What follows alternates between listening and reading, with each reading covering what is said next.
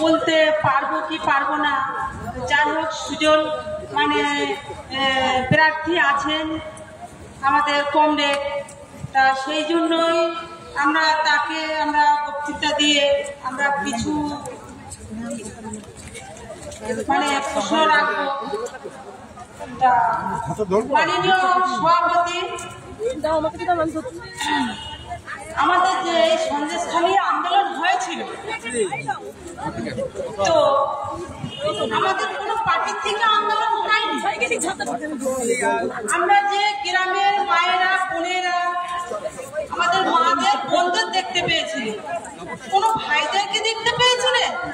ভাইদের দেখা যায়নি, কারণ ভাইরা বাড়ালে কথা বললে তাদের 44 ধারা ছিল, সেই জন্য ভাইদের দেখা যায়নি।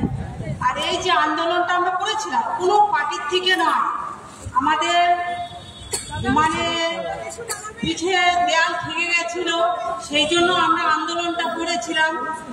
তা আমাদের প্রথম যে জব কার্ড আমরা কাজ করেছি, সেই সব মানে টাকা পয়সা সব নিয়ে ওদেরকে দিতে হয়েছে।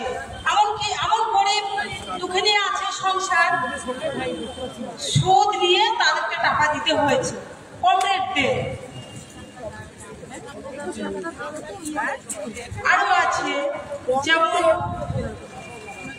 এই যে আইলা হলো, তারপরে আমফান হলো, আমফানে যে 20,000 টাকা করে যে সব পরিবারকে দেওয়া হবে, সেসব টাকা কিন্তু আমরা পাইনি। আবার যে বুলবুলি হলো, যেসব জিনিসগুলো অনুদান পাঠিয়েছিলেন সেই সব আমরা কিছুই পাইনি। সব দিক দিয়েই আমরা বঞ্চিত হয়ে আছি। আমরা সন্দেশখালীর মায়েরা যে আন্দোলনটা হয়েছিল, সেই আন্দোলনে আমরা আমাদের আর বাংলা পাশে ছিল বলে সারা ভারতবর্ষ দেখতে পেয়েছে আন্দোলনটা আমরা কিভাবে চালিয়েছিলাম। আমাদের দিনের পর দিন, রাতের পর রাত আমাদের খাওয়া ছিল না, আন্দোলন করছিলাম আমরা। কিন্তু কত ভাই বোনেরা মায়েরা যে চোখের জল ফেলেছে আপনারা দেখেছেন। কিন্তু এখানে দিদি বলছে যে ওখানে কিছুই হয়নি, সন্দেশখালী কিছুই হয়নি। সন্দেশখালী যদি কিছুই না হতো, আজ আর বাংলা গেছিল বলে সমস্ত ভারতবর্ষ গোটা দেশটা সবাই জানতে পেরেছে সন্দেশখালী কি হয়েছে আর কি হয়নি। এখনো দিদি বলতে আছে সন্দেশখালী কিছুই হয়নি। সন্দেশখালী যদি না হয়ে থাকে, তাহলে আন্দোলনটা কি আমরা মিথ্যামিথ্যে করলাম? আমরা মিথ্যা করলাম আন্দোলনটা। আমরা যে মানে 15টা দিন চোখের জল, আমাদের খাওয়া ছিল না, জ্যাম ছিল না।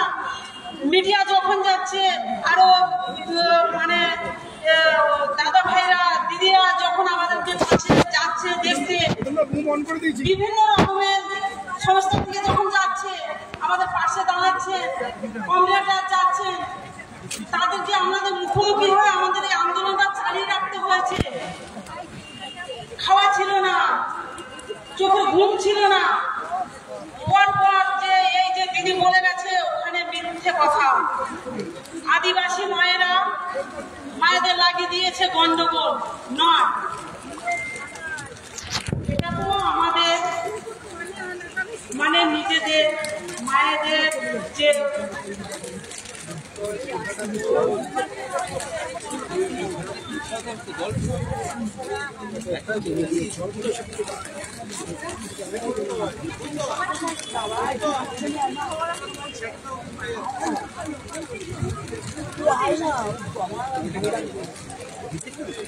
আমরা যে সন্দেশখালীর থেকে এসেছি এই সৃজন দাদাকে জানাতে, আর সৃজন দাদা এখন কি আমাদের রাখবেন এই লোকসভা ভোটে জিতলে। দাদা যে আমরা যে আন্দোলনটা চালিয়েছি আর দাদার জন্য চালিয়েছিলাম, সৃজন দাদার জন্যই আমরা চালিয়েছিলাম।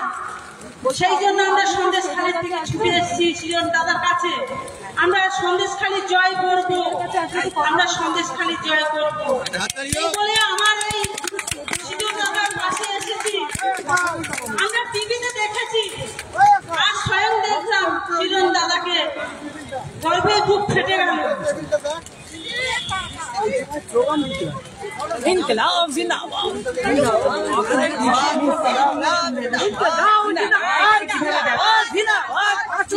আসন্ন লোকসভা নির্বাচনের দিকে দিকে বামপন্থীদের জয় করুন, জয় করুন, জয় করুন।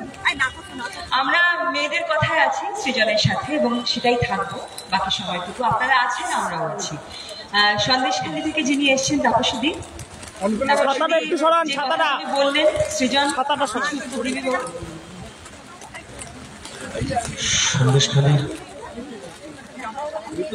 সন্দেশখালীর লড়াই গোটা দেশের গোটা পৃথিবীর মানুষের জানা উচিত।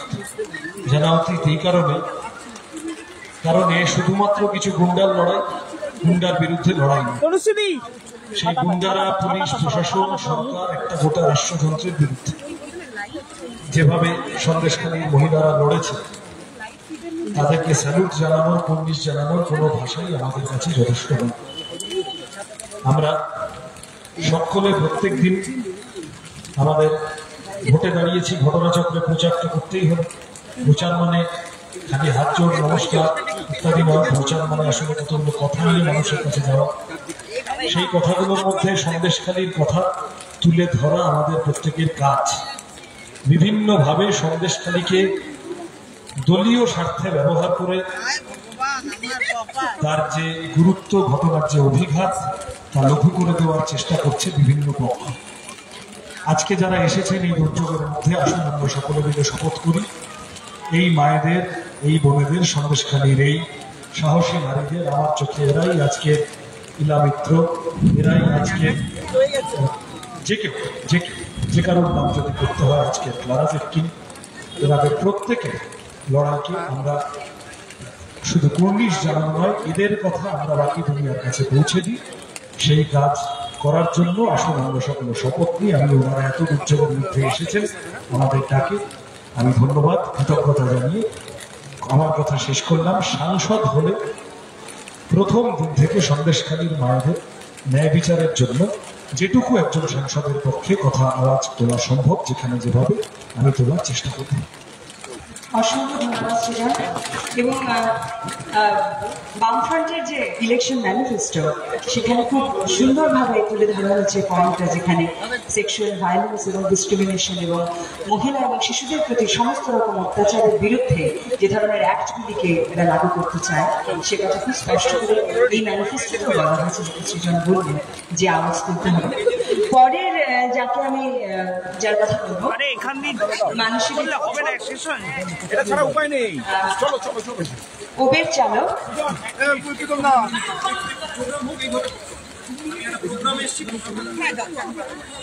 আমি না করলাম না, এখন তো কথা বলে, এখন একটা প্রোগ্রাম হচ্ছে। আমরা উবের চালক মানুষের সঙ্গে কথা বলবো। মহিলারা এসছে না, এই জায়গাটা একটু ভাড়া করে দেবেন, সামনেটা খুব অসুবিধা হচ্ছে, সামনেটা ভাড়া করে দিন।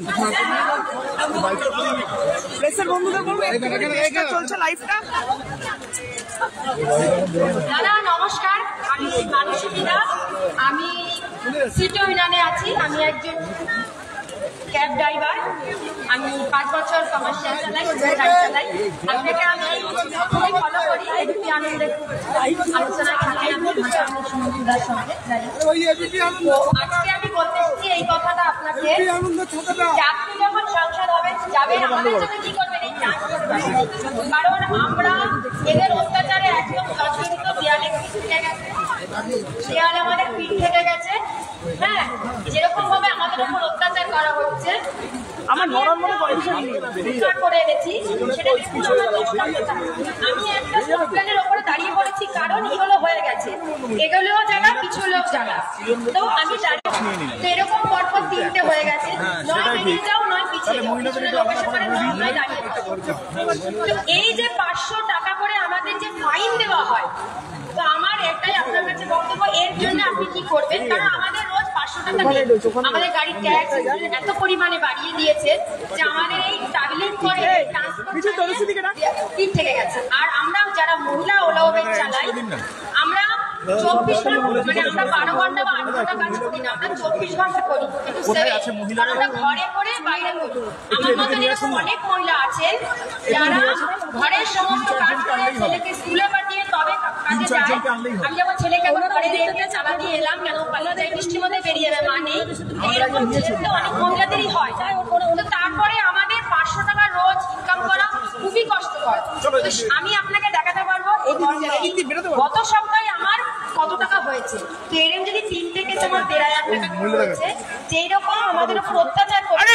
তারপরে রয়েছে পুলিশের দাদাগিরি, ওদের অত্যাচার আমরা নিতে পারছি না দাদা। তো আমাদের এই ট্রান্সপোর্টের সময় আপনি আগামী দিন কি করবেন, সংসদে কি বলবেন, আপনার কাছে এটা জানতে আমি এসেছি।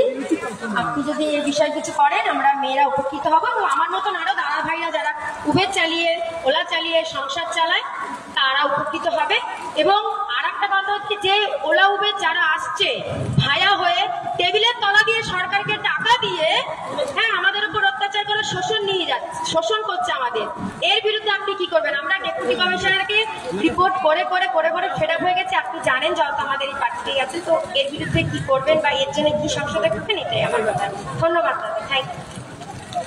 উনি লম্বা প্রশ্ন করেছেন এবং একসাথে বেশ কয়েকটা কথা বলেছেন। না না, আছে না, পিছনে কয়েকজন আসছে। আচ্ছা আচ্ছা, আমি কেবল আপনাদের কাছে এটুকু বলতে পারি যে যারা এই ধরনের